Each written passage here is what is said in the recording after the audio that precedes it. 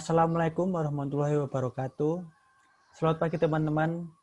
Perkenalkan, kami dari kelompok 1 ingin menyampaikan materi pertama, yaitu adalah Basic for Successfully Strategy. Sebelum kita memasuki ke dalam materi, perkenalkan terlebih dahulu anggota kelompok kami.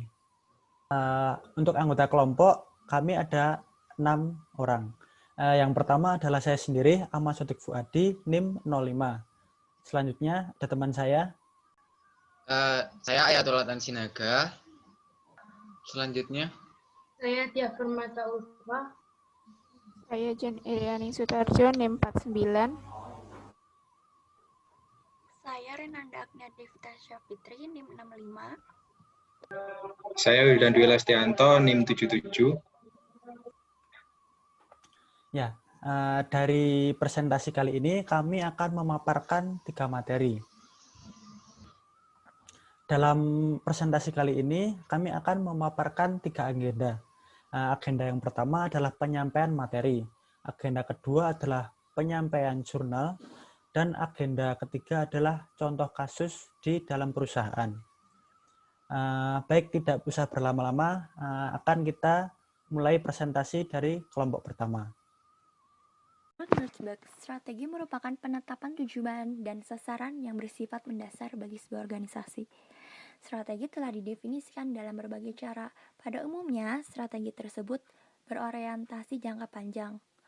Dan setelah tujuan dan sasaran tersebut dirumuskan, maka selanjutnya kita harus menetapkan rencana aktivitas dan pengalokasian sumber daya yang diperlukan agar mencapai tujuan yang kita inginkan. Strategi perusahaan dan strategi bisnis itu berbeda. Strategi perusahaan didefinisikan sebagai upaya perusahaan untuk memaksimalkan sumber daya yang dimiliki. Pengukuran kinerja dan teknik pengendalian penting untuk keberhasilan penetapan strategi perusahaan dan strategi bisnis. Jadi, strategi perusahaan itu berorientasi pada pemaksimalan sumber daya yang dia miliki agar mencapai tujuan mereka. Dan sedangkan strategi bisnis yaitu merupakan akar dari pengukuran kinerja dan sistem pengendalian karena 2 alasan. Pertama, pengukuran kinerja dan sistem pengendalian menyediakan tujuan disiplin analisis dan saluran komunikasi untuk formulasi strategi bisnis dan memastikan tujuan strategi bisnis tersampaikan. Dan yang kedua, pengukuran kinerja dan sistem pengendalian merupakan kendaraan utama untuk mengawasi implementasi strategi bisnis. Jadi, strategi bisnis itu memiliki peran penting dalam pengukuran dan pengendalian kinerja yang efektif karena ada 2 alasan itu. Yang pertama, memberikan komunikasi dan disiplin tujuan melalui sebuah organisasinya. Dan yang kedua, sebagai alat utama untuk memantau implementasi strategi itu sudah sampai sejauh mana. Perbedaan mendasar mengenai strategi perusahaan dan strategi bisnis. Strategi perusahaan dinyatakan dalam pernyataan misi perusahaan yang menggambarkan jenis bisnis dan tujuan akhir organisasi tersebut. Dirumuskan oleh manajer tingkat atas, yaitu Dewan Direktur, CEO, dan Direktur Pelaksana. Strategi perusahaan bersifat deterministik dan legislatif. Strategi perusahaan adalah strategi jangka panjang, sedangkan strategi bisnis dipandang sebagai strategi yang dirancang oleh para manajer bisnis untuk mengimprovisasikan kinerja perusahaan secara keseluruhan dan dibingkai oleh manajemen tingkat menengah yang terdiri dari manajer divisi, unit, atau departemen. Sifat strategi bisnis tersebut adalah eksekutif dan pemerintahan. Strategi bisnis adalah strategi jangka pendek. Hierarchy of Business Strategy. Nah, sebelumnya perusahaan harus dapat menganalisis SWOT-nya. Perusahaan harus tahu kelebihannya apa, kekurangannya apa, peluangnya apa, ancamannya apa. Ini untuk menganalisis dan memahami faktor internal maupun eksternalnya. Faktor eksternal yaitu persaingan pasar dan faktor internalnya itu sumber daya yang perusahaan itu miliki dan kemampuan perusahaan itu apa. Nah, faktor eksternal dan faktor internal itu menjadi satu kesatuan untuk menciptakan strategi bisnis. Dalam mengimplementasikan strategi yang efektif, kita dapat menganalisa dari 4 sudut pandang, yaitu strategi sebagai perspektif, strategi sebagai posisi, strategi sebagai rencana, strategi sebagai pola dan tindakan. Strategi sebagai perspektif itu apa? Kita harus menciptakan misi, karena misi itu adalah poin awal untuk memformulasikan dan mengimplementasikan strategi bisnis. Kemudian strategi sebagai posisi. Jadi kita harus dapat memilih bagaimana kita bersaing, bagaimana kita membuat produk kita itu bernilai di mata orang, dan bagaimana kita harus tahu caranya agar produk yang kita keluarkan itu dapat bersaing.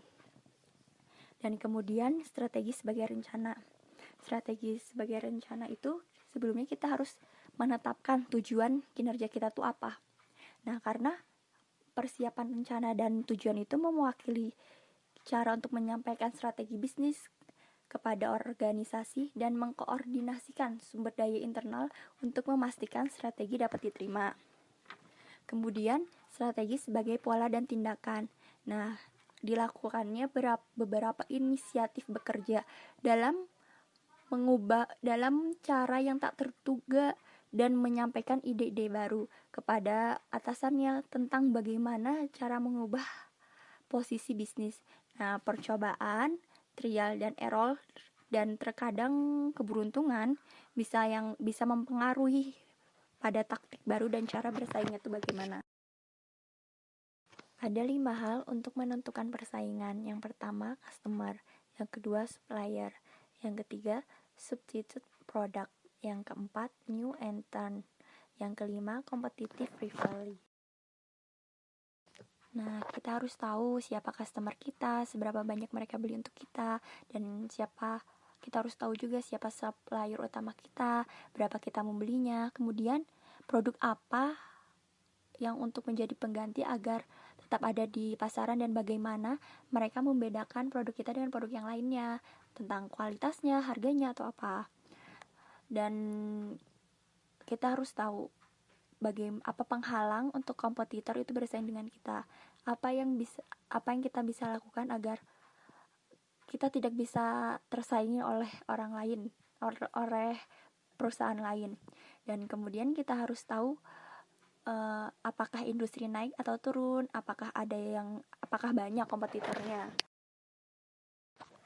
Research and capabilities of business. Untuk menganalisis sektor internal, kita harus mengetahui sumber daya yang kita miliki dan kemampuan perusahaan tersebut yang tersedia untuk bersaing. Nah, sumber daya ini ada 2, sumber daya berwujud maupun tidak berwujud. Sumber daya berwujud yaitu balance sheet asset, yang meliputi aset lancar, aset tetap maupun aset tidak berwujud. Sedangkan sumber daya tidak berwujud ini hal yang paling penting, karena kemampuan internal khusus ini sangat sulit untuk didapatkan. Kemudian adanya market franchise. Nah, dengan adanya ini kita harus memberikan kepercayaan kepada suatu entitas untuk percaya membeli merek dagang dan menjual produk kita.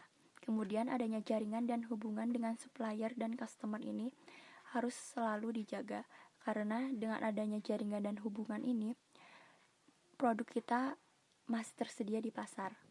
Dan selanjutnya akan diterangkan oleh teman saya.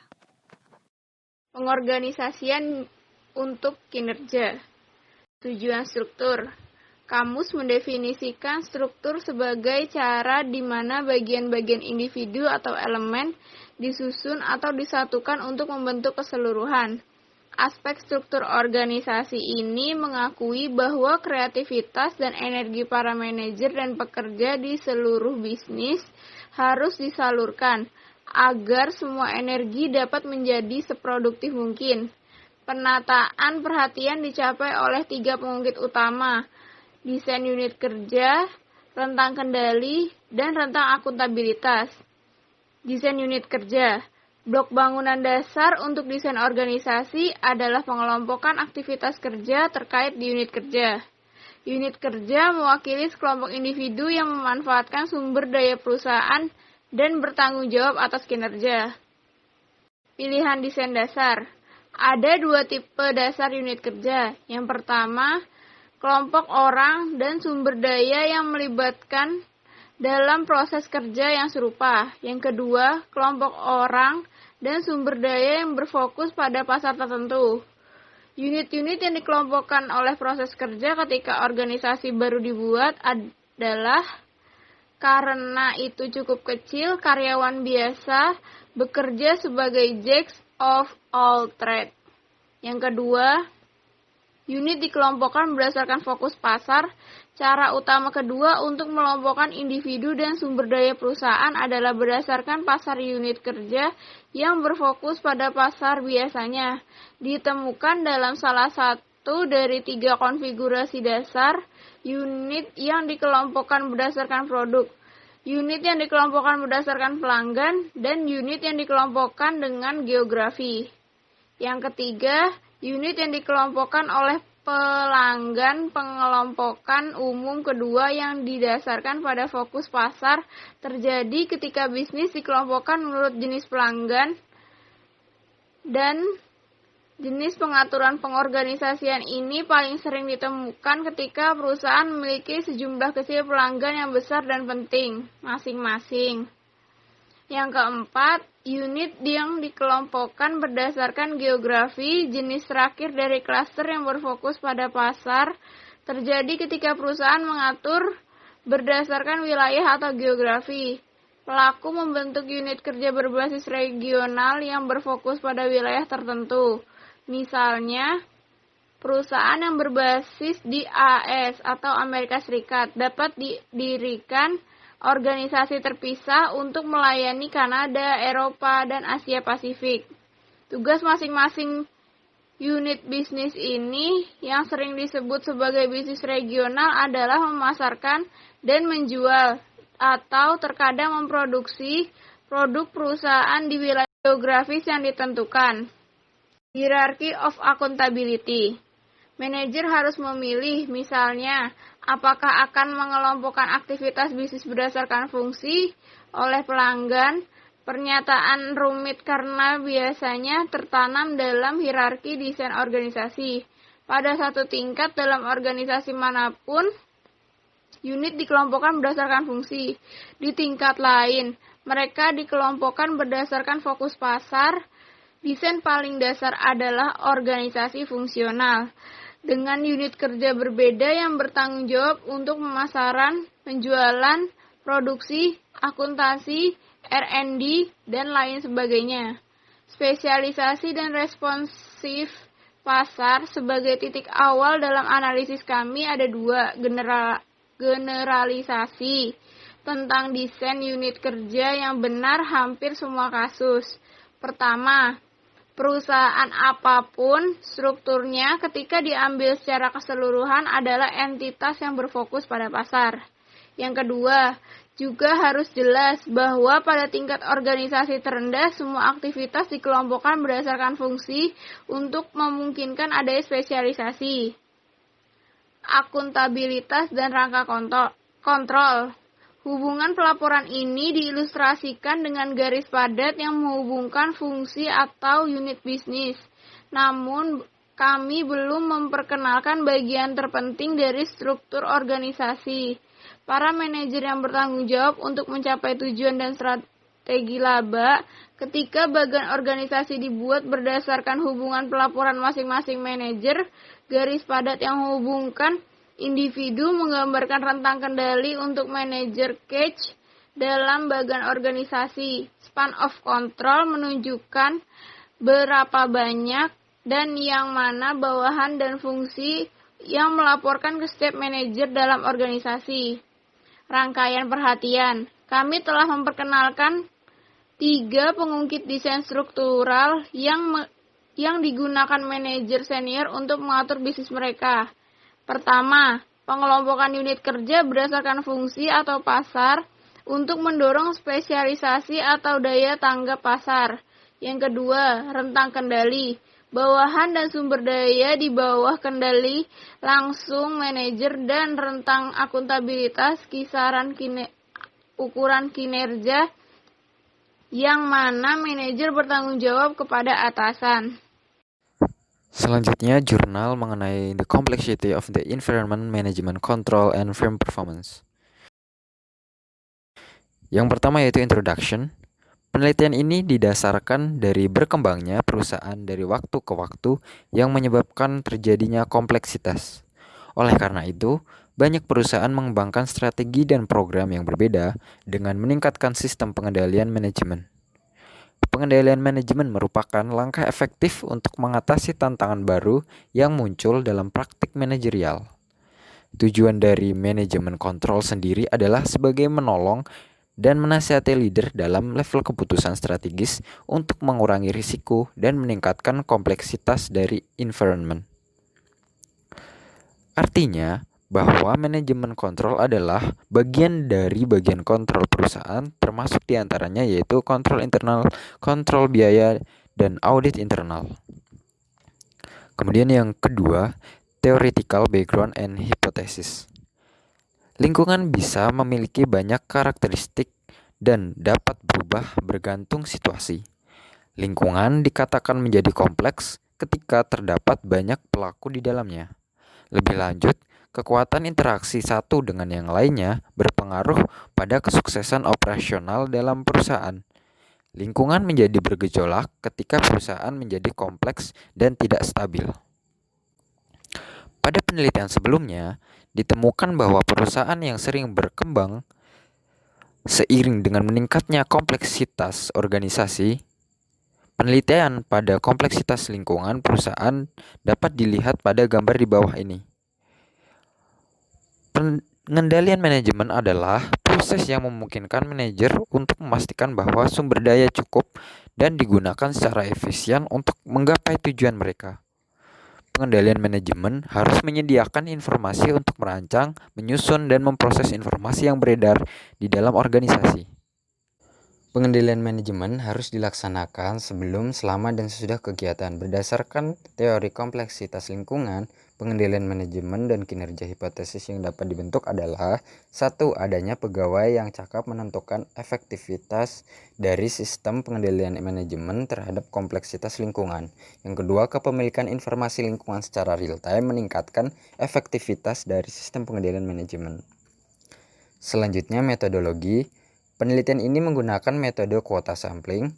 Penelitian ini menggunakan kuesioner tertutup yang memungkinkan responden menjawab ya atau tidak, pertanyaan pilihan ganda, dan kuesioner terbuka yang memungkinkan responden menjawab dengan bebas dan memberikan jawaban personal.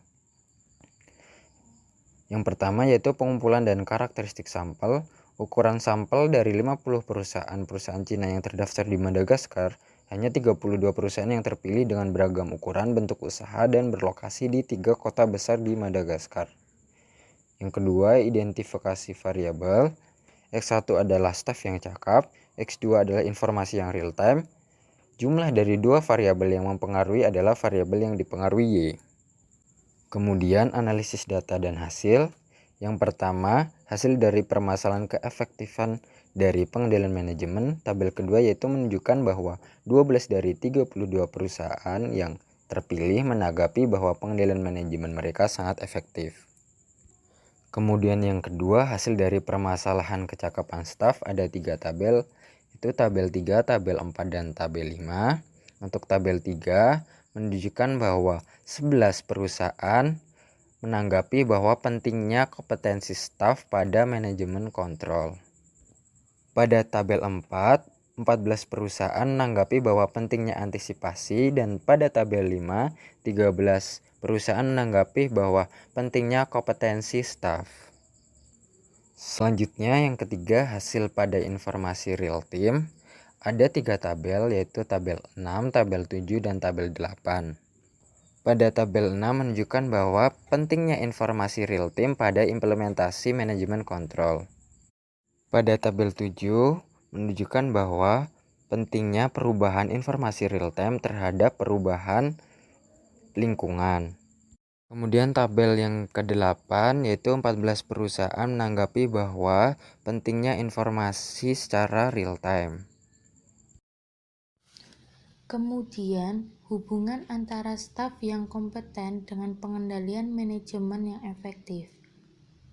Pada tabel dapat dilihat 12 perusahaan sangat setuju dengan pernyataan kecakapan karyawan memiliki proses pengendalian manajemen yang sangat efektif dalam menghadapi ketidakpastian lingkungan. Selanjutnya adalah informasi yang real time dengan pengendalian manajemen yang efektif. Berdasarkan tabel tersebut dapat dilihat bahwa 12 perusahaan sangat setuju dengan pentingnya informasi yang real-time di antara faktor-faktor pengendalian manajemen yang efektif terhadap ketidakpastian lingkungan. Pembahasan. Kombinasi dari dua independen variabel memberikan pengaruh terhadap pengendalian manajemen yang efektif. Kedua variabel independen saling melengkapi. Memiliki staf yang kompeten tidak lengkap tanpa memiliki informasi yang real-time, dan memiliki informasi yang real-time tidak cukup tanpa staf yang kompeten. Implikasi manajerial. Hasil dari penelitian ini memiliki dampak untuk perusahaan dalam hal kompleksitas lingkungan. Faktor utama yang menjadikan staf kompeten adalah motivasi. Motivasi bisa berupa gaji, training, dan rotasi jabatan. Jadi, ketika staf termotivasi, mereka dapat melakukan tugas dengan baik dan pengendalian manajemen menjadi efektif dalam ketidakpastian lingkungan. Dari penelitian ini diberikan rekomendasi atau solusi terhadap permasalahan informasi real-time dalam implementasi dari pengendalian manajemen serta perkembangan lingkungan. Maksudnya, perusahaan yang kurang efektif atau tidak efektif dapat menerapkan IT yang baik sehingga memungkinkan informasi real-time.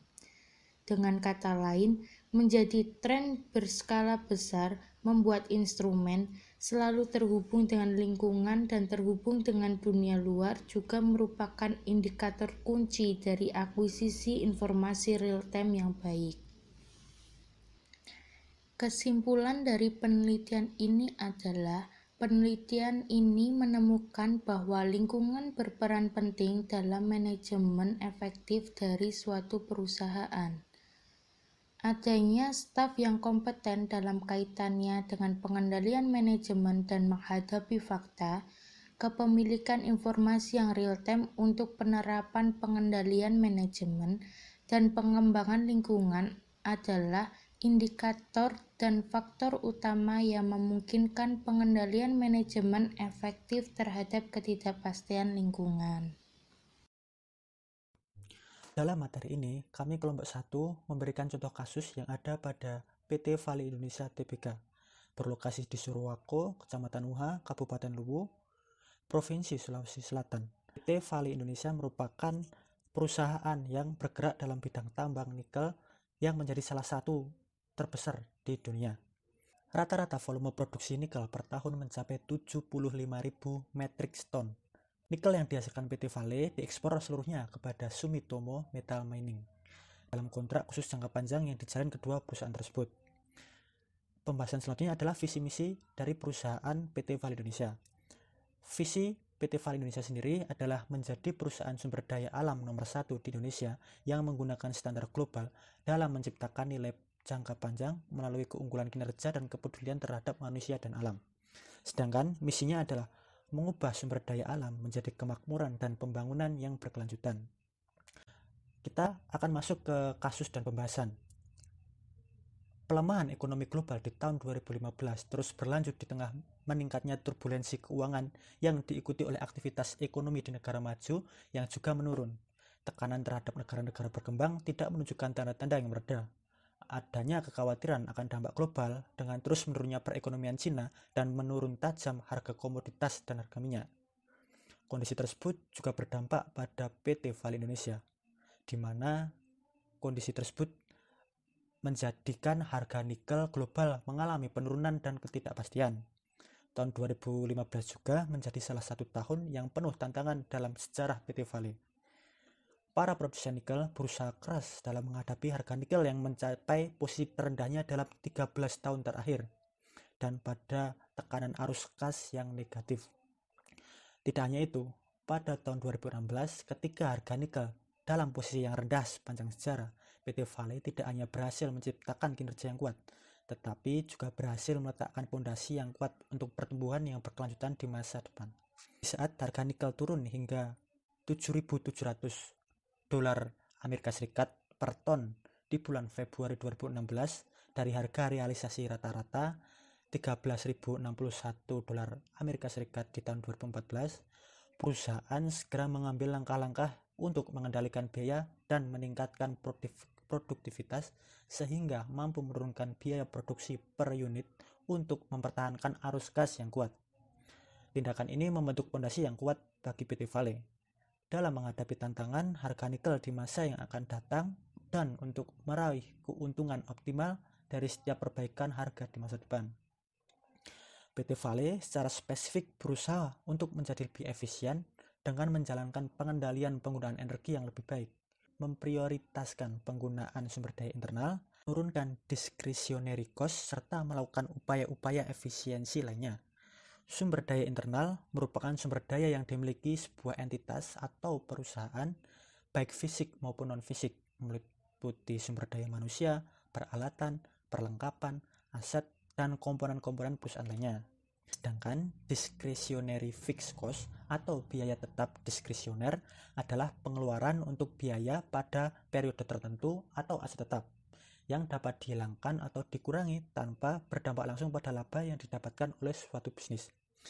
Jadi dalam pelemahan ekonomi global di tahun 2015, PT Vale mendapatkan kinerja perusahaan yang tetap baik meskipun harga nikel pada saat itu mencapai titik terendah sepanjang sejarah.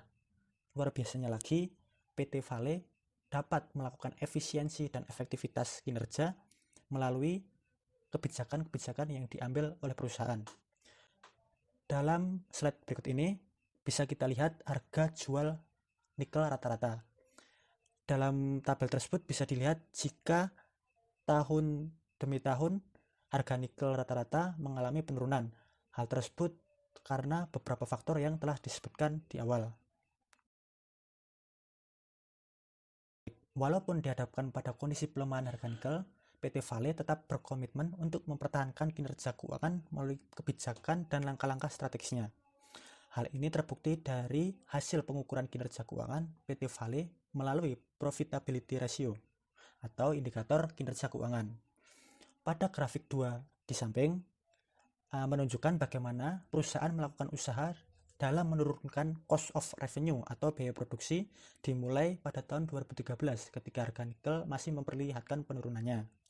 Namun demikian, perusahaan tetap berkomitmen dalam mempertahankan volume produksi di level yang relevan bagi kondisi keuangan dan operasional. Penurunan telah menentukan langkah-langkah strategis dalam mengendalikan kinerja keuangan terhadap ancaman merosotnya harga nikel serta ancaman dan tantangan lain yang dihadapi. Kebijakan dan langkah 5 strategis perusahaan yang relevan dalam kondisi yang dihadapi pada tahun 2016 adalah sebagai berikut. Yang pertama, mengurangi biaya atau cost reduction. Yang kedua, peningkatan produktivitas aset termasuk peralatan dan sumber daya manusia. Ketiga, peningkatan kesehatan dan keselamatan kerja serta tanggung jawab sosial perusahaan. Keempat, pengembangan sumber daya manusia. Dan kelima adalah perbaikan tata kelola secara terus-menerus dan berkesinambungan. Dari kelima kebijakan strategis yang dirumuskan oleh perusahaan di atas, peneliti memfokuskan penelitian pada kebijakan strategi pengukuran biaya atau cost reduction dan penghematan biaya atau cost saving. Jadi bisa kita lihat inti dari perusahaan ketika mengalami kesusahan pada tahun 2016, mereka mengambil langkah-langkah yang tepat, yaitu adalah pengurangan biaya dan penghematan biaya. Bisa kita lihat pada tabel di samping menunjukkan profitability ratio. Walaupun dari tahun ke tahun menurun, tapi perusahaan PT Vale Indonesia tetap mempertahankan kinerja yang positif atau tidak minus. Hal tersebut sangat diapresiasi mengingat kondisi ekonomi dan keuangan dunia sedang tidak menentu, apalagi harga nikel pada saat itu menyentuh harga terendah sepanjang sejarah.